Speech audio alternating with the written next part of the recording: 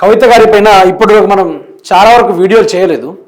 అందులో కొందరు మిత్రులు కూడా కవిత గారి పైన ఒకసారి వీడియో చేయండి అని కూడా కామెంట్ చేయడం కూడా జరిగింది. కవిత గారి విషయంలో చూసుకుంటే టీఆర్ఎస్ పార్టీని పరిపెట్టారు. ఈ టీఆర్ఎస్ అని పేరు పెట్టడంలో చాలా వరకు బీఆర్ఎస్ పార్టీ వాళ్ళు దీన్ని ఖండించారు. ఆల్రెడీ మాది కూడా టీఆర్ఎస్ పార్టీ, మళ్ళీ టీఆర్ఎస్ పార్టీ పెట్టడం వల్ల మా పార్టీకి డ్యామేజ్ జరిగే అవకాశం ఉంటుంది, ఓట్లంతా గల్లంత అవకాశం ఉంటుందని ఎన్నికల కమిషన్కి బీఆర్ఎస్ పార్టీ ఓ లేఖ రాయడం జరిగింది. ఈ దెబ్బతో కవిత గారి యొక్క పార్టీ కీలకతం అయినట్టే. ఈ టీఆర్ఎస్ పార్టీ అనేది చెల్లదు అని చెప్పేసి బీఆర్ఎస్ పార్టీ వాళ్ళందరూ ఎదురు తిరగడం జరిగింది. ఇప్పుడు కవిత గారి పరిస్థితి ఎట్లుందంటే, షర్మిల గారినైనా అంతో కొంత ఆవిడ గారు ఫేస్ వాల్యూ కాంగ్రెస్ పార్టీలో ఉండి ఆవిడ గారు ఏకపక్షాన కొట్లాడము ఇవంతా చూస్తూ ఉంటే షర్మిల గారికి అంతో కొంత ఇమేజ్ అయితే ఉంది. షర్మిల కన్నా మరింత అద్మానంగా తయారయ్యే అవకాశం ఉంది కవిత గారి యొక్క పరిస్థితి. అందులోనూ కవిత గారు సిద్దిపేట నుంచి నేను పోటీ చేస్తా అని చెప్పి హరీష్ రావు గారి పేరు టార్గెట్ చేయడం, ఇవన్నీ జనాలు చూస్తూ ఉన్నారు. ఒకవేళ అక్కడ అదే ఎన్నికలు జరిగితే కవిత గారికి ఆవిడ వెనకాల తిరిగి మనుషు కూడా ఆమెకు ఓటేయరు. అక్కడ దాకా ఎందుకు, ఎన్నికల దాకా పోతేనే కదా ఈ పార్టీ పనిచేయదని తీసి పడేసారు. అదే ముచ్చట్ని మీరే చూసుకోండి ఒకసారి. టీఆర్ఎస్ పేరుపై హక్కులు నావే, కవిత పార్టీని రిజిస్టర్ చేయొద్దు, తెలంగాణ రాజ్య సమితి పేరుతో ఇప్పటికే పార్టీ ఉంది, అబ్రివేషన్ వాడితే మా పార్టీకి నష్టం కలుగుతుంది, రాజ్యాంగబద్ధమైన హక్కుల ఉల్లంఘన కిందకు వస్తుంది.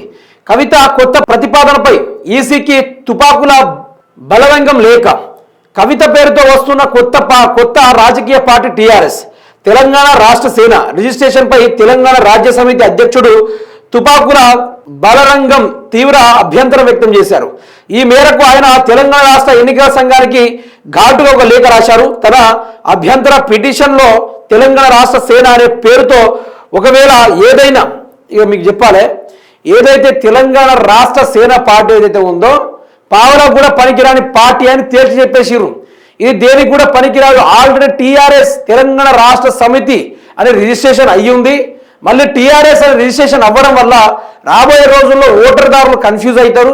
అలా ఇవ్వడంతో మా పార్టీకి డ్యామేజ్ జరుగుతుందని ఓ లీడర్ అయితే ఎలక్షన్ కమిషన్కి లేఖ రాయడం కూడా జరిగింది. ఇందులో మీకు తీవ్రంగా అర్థం కావాల్సింది తెలుసా, ఇప్పుడు ట్రంప్ గారు కూతురుంది యువంక గారు, ఆవిడ గారు తండ్రి మాటలు జవదాటదు. ట్రంప్ గారు ఎవరు, ఒక దేశానికి ప్రెసిడెంట్ అయినప్పటికీ ఆయన లైన్ దాటి ఆవిడ కూతురు గారు ఎప్పుడు కూడా వెళ్ళదు.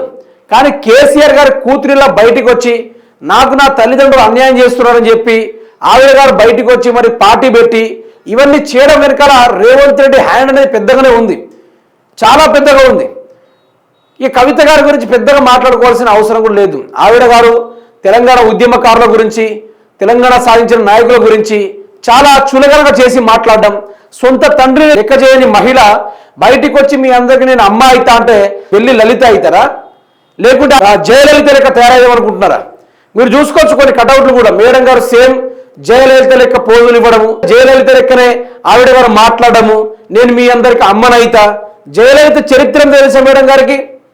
ఇప్పుడు చెన్నైలో పోతే, తమిళనాడులో పోతే ఎక్కడ చూసినా కూడా Jayalalithaa cutting shop, Jayalalithaa jewellery shop, Jayalalithaa fruit shop అనుకుంటూ, జయలలిత కిరాణా షాప్ అనుకుంటూ ఎక్కడ చూసినా కూడా జయలలిత పేరే ఉంటుంది. ఎందుకంటే ప్రజలకు ఆవిడ గారు చేసిన పనులు అట్లున్నాయి, అందుకనే గుండెల్లో పెట్టుకున్నారు ఆవిడ గారిని. అక్కడ దాకా ఎందుకు, ఆవిడ గారి యొక్క సమాధిని మీరు చూస్తే పరేషాన్ అవుతారు. అంత పెద్ద దరిదాపు 20 ఎకరాల్లో ఉంటుంది ఆ సమాధి. మరి కవిత గారు కూడా అట్లనే చేద్దాం అనుకుంటారో ఏందో కానీ తెలంగాణ రాష్ట్ర ప్రజలు కవిత గారికి ఓటేయడానికి ఎవరు సిద్ధంగా లేరు. ఫస్ట్ కవిత గారు ఏం చేసిర్రని, లిక్కర్ పాలసీలు దొరికిర్రు, ఏ మహిళ కూడా చేయని పనులు ఆవిడ గారు చేశారని పలుసార్లు మనం ఆవిడ గారు లిక్కర్ కేసులో అరెస్ట్ అవ్వడం విషయాన్ని కూడా మనం చూసాం. ఈ అన్ని విషయాలలో ప్రతి ఒక్కరికి అవగాహన ఉంది.